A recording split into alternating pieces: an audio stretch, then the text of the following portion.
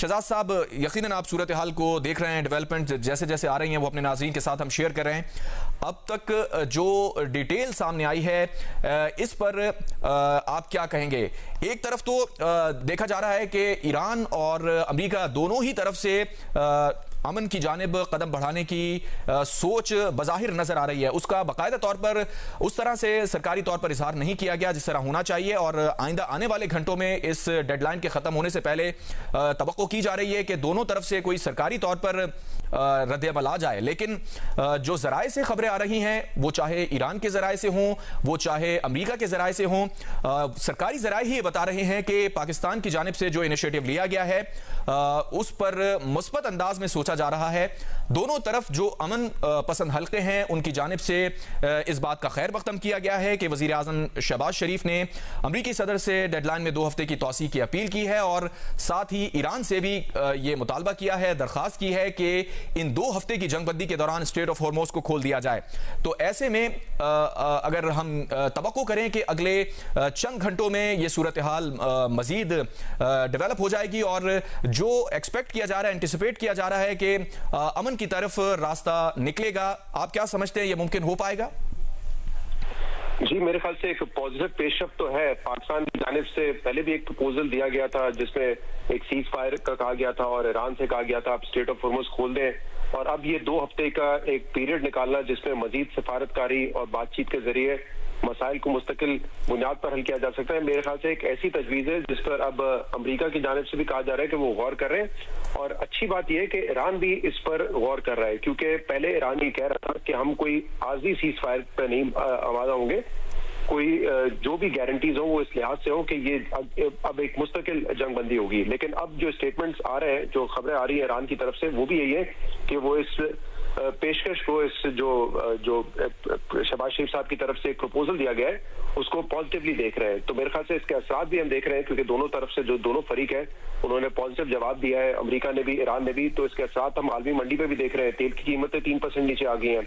S&P जो negative था कुछ देर पहले, वो बाउंस बैक करके जो है जितने भी लॉसेस थे आज के इंट्राडे के, वो उन्होंने वॉश आउट कर दिए हैं। मार्केट्स वहां पे भी पॉजिटिव हो गई। तो ऑब्वियसली क्योंकि जो अमेरिका ने डेडलाइन दी है उनके 8 बजे की, यानी कि पाकिस्तान के तकरीबन सुबह 5 बज रहे होंगे, उसमें ज्यादा वक्त नहीं रह गया। लेकिन फिर भी जो बयानात आ रहे थे कि कोई ना कोई वे आउट निकाला जा सकता है, मेरे ख्याल से शहबाज शरीफ साहब का, वजीर आजम का ये जो प्रपोजल है, ये एक उम्मीद की किरण तो है इस लिहाज से कि कम से कम एक आर्जी सीज फायर हो जाए, और उसके बाद ऑब्वियसली एक दफा बातचीत चलेगी तो मामला किसी न किसी कवर बैठ सकता है। क्योंकि देखिए जो एस्केलेशन पिछले 24 घंटे में हुई थी, अगर वो जारी रहे तो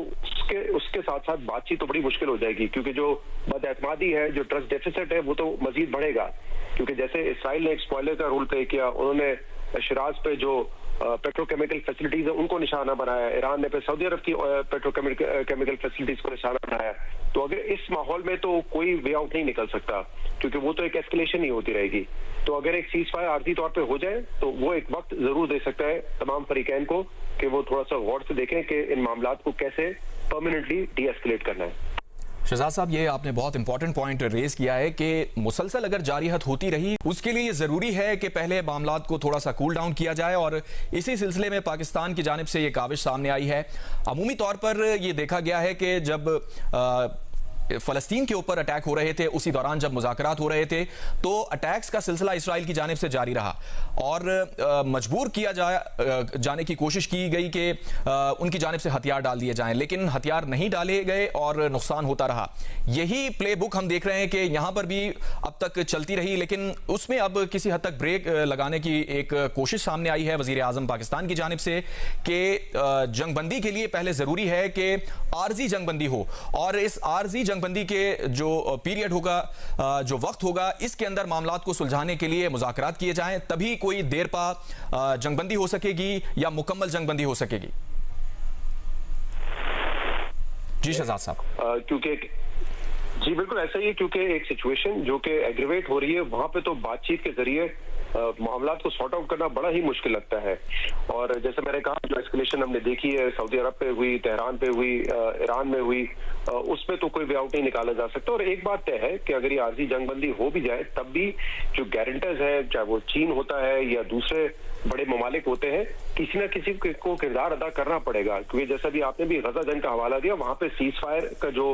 एक प्लान है वो उस तरीके से इम्प्लीमेंट नहीं हो रहा है जैसे कि दुनिया भर ने सोचा था। वहां पे आज भी हमले हो रहे होते हैं और इसीलिए फिर वहां से हमास की तरफ से भी कहा जा रहा है कि हम भी अब इस मामला को इसको उसी तरीके से आगे बढ़ाएंगे। तो कोई ना कोई ऐसी पावर्स है होनी चाहिए जो कि गारंटी ले सके अमेरिका की और इसराइल की। इसराइल की गारंटी तो अमेरिका ले सकते हैं, लेकिन फिलहाल तो क्वेश्चन ये है कि अमेरिका की गारंटी कौन लेगा, क्योंकि अमेरिका भी,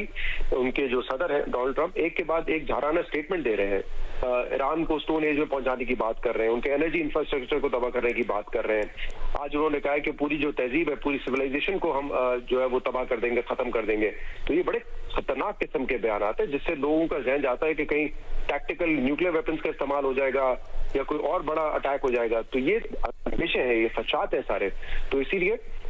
ये ईरान के लिए कंसर्न जेन्युइन है कि अगर ईरान यहाँ पे, अगर अमेरिका यहाँ पे सीज फायर करता भी है तो वो आगे कैसे बढ़ेगा, वो मुस्तकिल बुनियाद पर उसको कैसे लेके जाएंगे, कौन है जो कि इन दोनों पावर्स, दोनों ताकतों को आगे आइंदा हमले करने से रोकेगा। तो मेरे ख्याल से इसमें एक इम्पोर्टेंट ये होगा कि कौन रोल प्ले करता है। अब फिलहाल अमेरिका को एक विक्ट्री चाहिए, वो स्ट्रेट ऑफ हॉर्मुज़ की सूरत में हो सकती है कि अगर ये 2 हफ्ते के लिए सीज फायर होता है तो स्ट्रेट ऑफ हॉर्मुज़ खुल जाएगा, ताकि जो एक ऑयल की सप्लाईज का इशू है वो आर्जी तौर पर सॉर्ट आउट हो जाए। और अगर खुदा न खास्ता